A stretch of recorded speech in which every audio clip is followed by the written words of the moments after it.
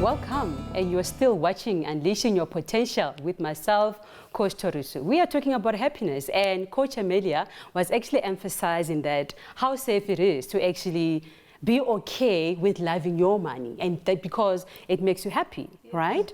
Let's talk more about that actually, to give clarity to people out there. Yeah, we tend to think that you are happy when you have less. But like we said, happiness is an internal state. Yes, you can be happy when you don't have anything. You can be, definitely. But we should not try to impose the thoughts that people who are driven and are looking for achievements are actually not happy, you know. And this happiness, it comes in levels, It comes in levels. When I'm here, the happiness level will be here. But once I get this money or these achievements that I'm looking for, which are motivation for me to being more happy, then that's when I become happier and happier and happier. So happiness is also energy, you know. It's energy, It is energy. So even if I embody happiness in me, and I know very well that I love being happy, and I'm always trying to make my spaces to be happy spaces. But if I'm surrounded consistently by people who are not happy, who are complaining, who are sad, it will be difficult for me to keep on tapping into it and bringing it to the surface. This is why when we talk about the external factors that makes us happy, we also need to talk about people.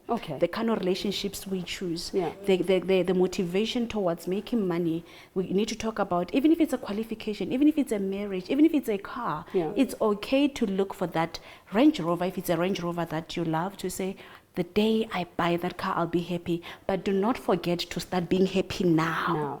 And affirm to that whilst working towards it. I like that. It's not just about looking for, we shouldn't look forward to being happy. We should be happy. Be happy. Be choosing happy right now. Yes, while as I'm we looking going forward for that towards Range Rover. Yes. And then when it comes, then the happiness just now starts to show to other people, but it should have been a state that is within me. So I gotta be in the state to where I am going in the now. Yes. Because if I were to say I'll be happy the day I lose weight, then it's gonna be the most difficult thing ever. It means then I will forever not be happy. Because I haven't been that size that I want. But if I choose to accept me, that's where self-love comes in again, right? If I choose to love me the way I am, that will just elevate the energy of happiness. Do you agree to that? Exactly. Okay. Definitely. Yes.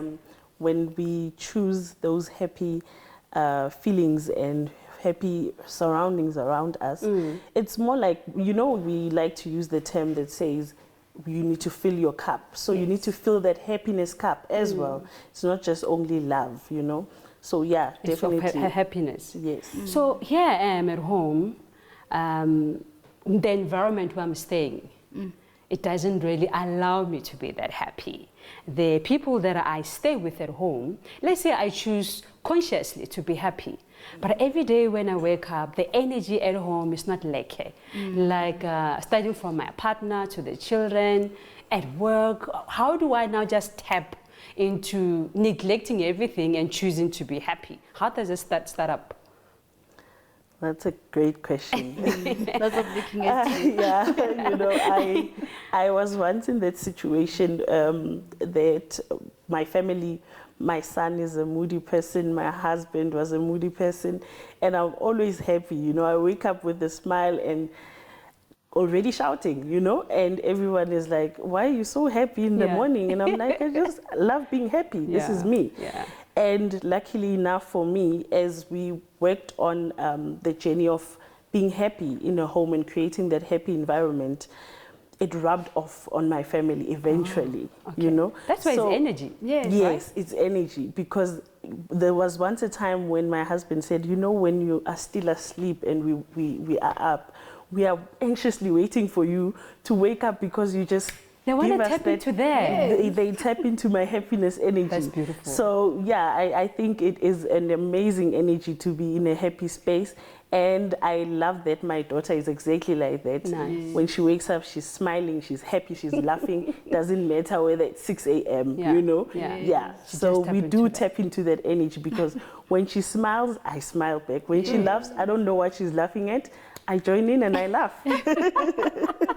It's such a nice energy to tap in. Yes, and for me, it's, my husband is naturally a moody person.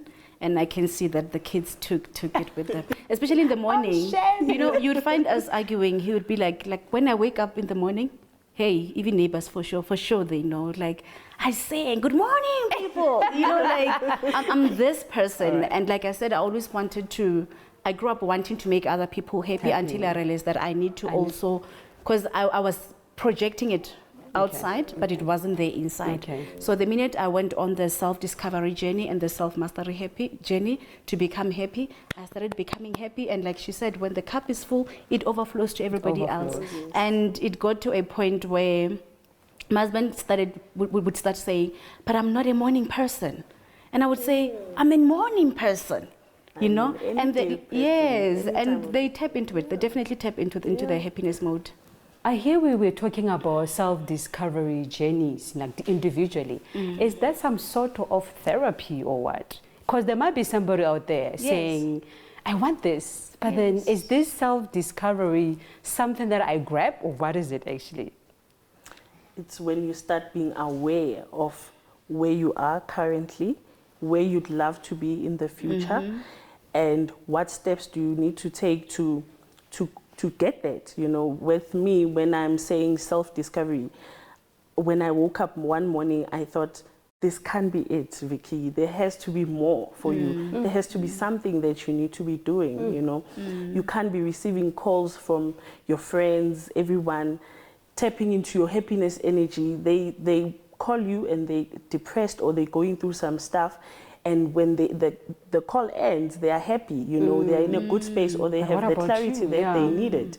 But what about me? There's something that's missing. Sure. Now, this is where you start to uncover. What is it that would make me happy? You know, this is where you start finding yourself more. Okay. Yeah. I'm assuming one actually to find themselves and to tap into this happiness, they see life coaches, right?